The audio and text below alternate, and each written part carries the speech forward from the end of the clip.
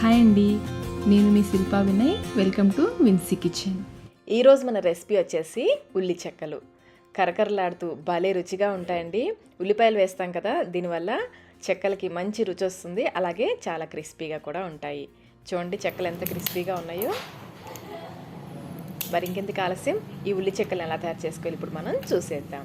ముందుగా మిక్సీ జార్లో పావు కప్పు పల్లీలు, పచ్చి పల్లీలేనండి, వేయించినవి కాదు. అలాగే పావు కప్పు పుట్నాలు, తినేశనగపప్పు అంటారు కదా, పావు కప్పు వేసుకోవాలి. అలాగే 8 ఎండుమిర్చి కూడా వేసి కొంచెం పలుకులుగా గ్రైండ్ చేసుకోవాలి. చూడండి ఈ విధంగా పలుకులుగా గ్రైండ్ చేసుకుని ఇప్పుడు పిండిని కలుపుకోవడానికి వీలుగా ఉండే ఒక పెద్ద పళ్ళెంలోకి ఈ పొడిని వేసేసుకోవాలి.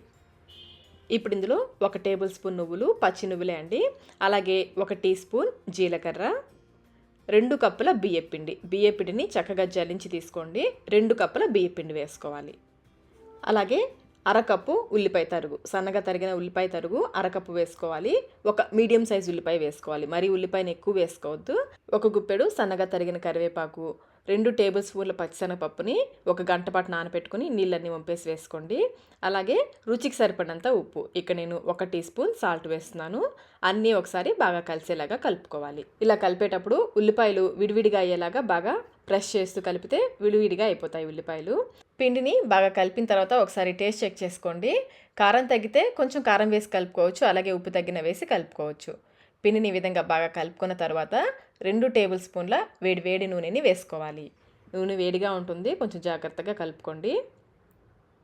పైన పొడిపిండి వేసేసి నూనె కొంచెం వేడి తగ్గిన తర్వాత చేత్తో బాగా కలుపుకోవాలి. పిండికంతా నూనె బాగా పట్టేలాగా ఈ విధంగా రబ్ చేస్తూ కలుపుకోవాలి. ఇలా చేయడం వల్ల చెక్కలు బాగా గుల్లగా వస్తాయి. ఇలా బాగా కలిపేసుకుని కొంచెం నీళ్ళు పోసుకుంటూ పిండిని కలుపుకోవాలి. చల్ల నీళ్ళే అండి, వేడి నీళ్ళు కాదు. కొంచెం నీళ్ళు పోసుకుంటూ పిండిని కలుపుకోవాలి. ఒకేసారి ఎక్కువ వేసేయద్దు, కొంచెం చూసుకుంటూ వేసుకోండి, లేదంటే పిండి పలచన అయిపోతుంది. ఇలా కొంచెం పోసుకుంటూ పిండిని కొంచెం గట్టిగా ప్రెస్ చేస్తూ కలిపితే దగ్గరగా ఒక ముద్దలాగా అవుతుంది. చెక్కలకి పిండి రెడీ అయిపోయింది. పిండిని మరీ గట్టిగా కాకుండా అలానే మరీ సాఫ్ట్గా కాకుండా చూడండి ఈ విధంగా ఈ కన్సిస్టెన్సీ ఉండేలాగా పిండిని కలుపుకోవాలి. చెక్కలు చేయడానికి వీలుగా ఈ విధంగా పిండిని కలుపుకోవాలి. ఇప్పుడు కొంచెం పిండిని పక్కకి తీసుకుని మిగతా పిండి ఆరిపోకుండా ఒక తడి క్లాత్తో నీళ్ళన్నీ గట్టిగా పిండేసిన తడి క్లాత్తో కవర్ చేసుకోవాలి. చేతికి కొంచెం నూనె రాసుకుని కొంచెం ఈ పిండిని తీసుకుని బాల్స్ లాగా చేసుకోవాలి. మీరు చేసుకునే చెక్కల సైజుని బట్టి ఇవి కొంచెం చిన్నవి కానీ పెద్దవి కానీ చేసుకోవచ్చు. ఈ విధంగా కొన్ని ఉండలు చేసుకుని పక్కన పెట్టేసుకోండి.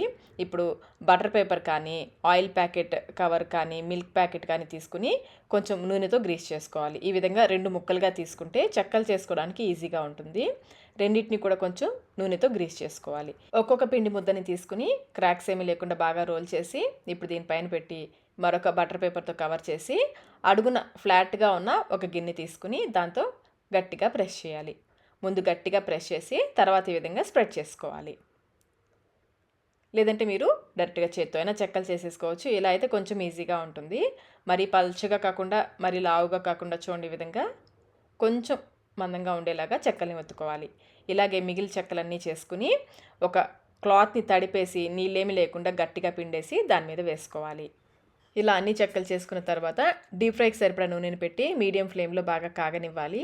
నూనె కాగిన తర్వాత ఒక్కొక్క చెక్కని వేసుకోవాలి. ముందు వేసింది పైకి వచ్చాకనే రెండోది వేసుకోవాలి. మరి ఎక్కువ కాకుండా నూనెకి సరిపడా వేసుకోవాలి. ఇలా అన్నీ వేసేసి మీడియం ఫ్లేమ్లో 1 నిమిషం పాటు అలా వదిలేయండి. పైన పచ్చిదనం తగ్గేంత వరకు కాలనిచ్చి నిదానంగా రెండో వైపుకి తిప్పుకోవాలి.